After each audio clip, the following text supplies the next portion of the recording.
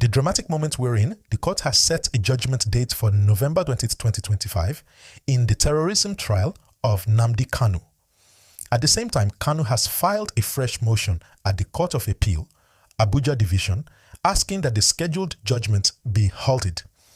Kanu is the leader of Indigenous People of Biafra, IPOB, a proscribed movement in Nigeria that campaigns for secession of the Southeast. He has been on trial for charges of terrorism and related offenses since his rendition from Kenya in 2021. The charges are serious, the case is politically charged, and the timing is important. Here's what the court's position is. The presiding judge, James Kolawole Omotosho of the Federal High Court, Abuja, declared that Kanu had waived his right to open his defense after repeatedly refusing. He fixed November the 20th as the date for judgment. The judge said that Kanu's refusal to enter a defense or engage with the process meant that the court would proceed. On the other hand, Kanu is saying, "You cannot try me under a law that has been repealed. You cannot ignore jurisdictional issues." He filed an affidavit listing a series of objections. That counts in the charge are based on statutes no longer in force, that the court did not properly address his no case submission, that his right to defend himself was foreclosed. He's essentially asking the court, if you proceed, that will render my appeal meaningless. You will have already done the judgment, and I'm left with nothing but a foregone conclusion. What this tells us is this: we are at a critical moment. On one side, the judiciary is pushing the case forward. On the other side, the defense is challenging the very foundation of the charges. If the court proceeds and delivers a judgment, then regardless of what happens next, there is momentum. If the appellate court intervenes and halts it, then the case could be delayed further or reopened in terms of its legal basis. Why you and I should care? This case moves beyond just Kanu himself.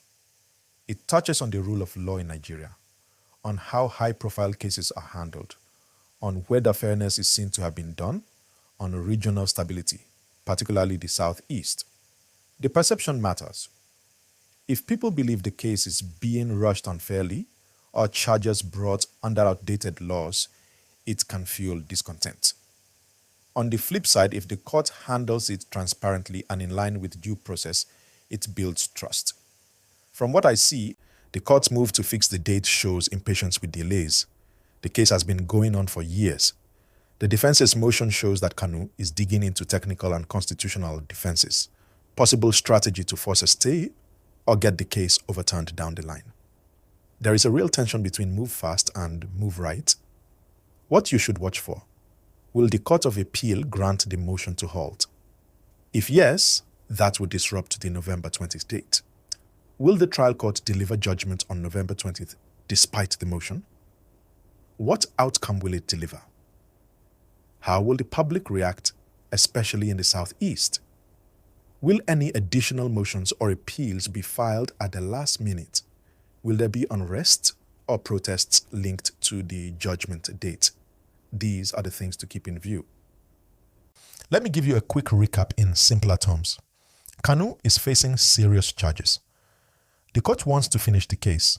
Kanu says the case is flawed based on laws that don't exist anymore, and the court didn't follow proper steps. The November 20 date is a flashpoint. It could bring finality or spark fresh conflict. And for everyday Nigerians, it is a test of whether the system works fairly when it matters. The November 20 date is a turning point. If the Federal High Court delivers judgment as planned, there are a few possibilities. The court could convict, acquit, or dismiss on technical grounds. Each scenario carries weight. A conviction could inflame political tension, especially in the Southeast. An acquittal could boost Kanu's profile and embolden IPOB supporters.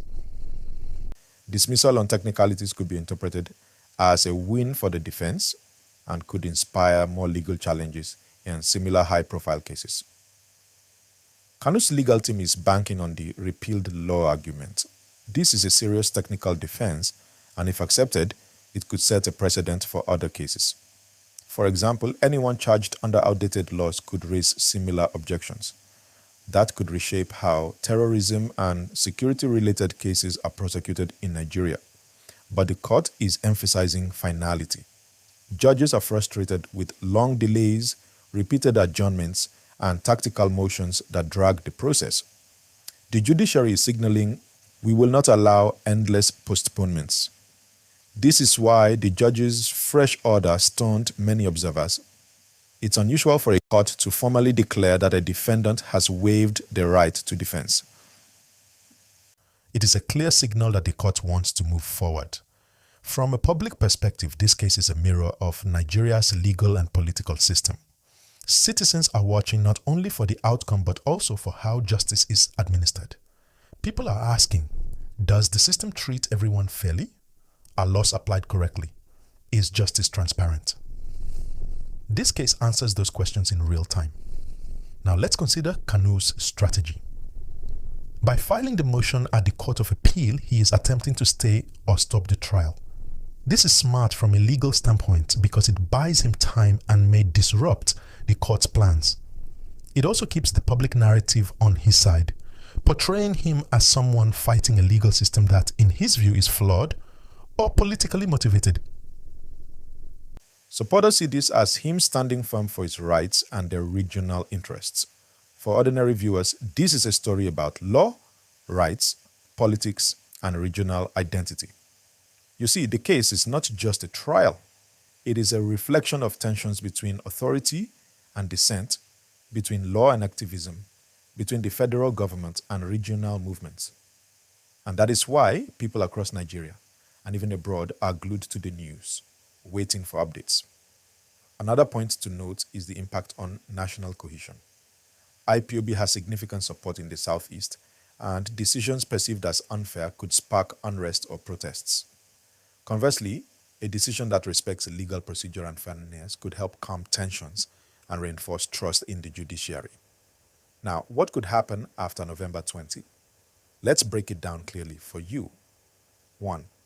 Judgment delivered, conviction. Kanu is found guilty, appeals likely follow. Tensions arise and security forces may be on high alert. 2. Judgment delivered, acquittal. Kanu is free. IPOB supporters celebrate. The case ends legally. But political discussions and reactions continue. 3. Judgment postponed, halted by appeal court. Delays continue. Kanu's legal team gains leverage. Uncertainty remains high. No matter what happens, this case is far from ordinary. The eyes of the nation, law students, politicians, and ordinary Nigerians are watching every move. And as someone following this story, it is important to stay informed and understand the facts. I also want you to think about this. What does this say about access to justice in Nigeria? About rights of defendants?